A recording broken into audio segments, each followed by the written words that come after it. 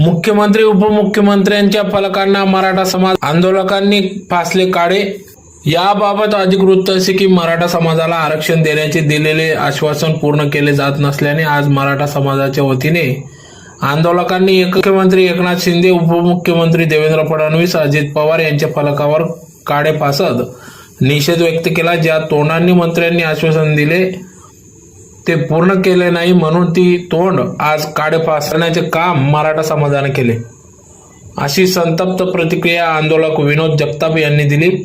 गेल्या 7 दिवसांपासून मराठा समाजाची आरक्षणाची मागणी घेऊन आंतरवाली सराटी येथे मनोज जरांगे पाटील उपोषण करीत आहेत। त्यांच्या आंदोलनाला पाठिंबा म्हणून धुळ्यात देखील मराठा समाजाच्या वतीने साखळी उपोषण सुरू केले आहे। आज मराठा समाजाच्या आंदोलकांनी धुळे शहर बस स्थानक तसेच संतोष माता चौकासह जेल रोड परिसरात लावलेल्या शासनाच्या विविध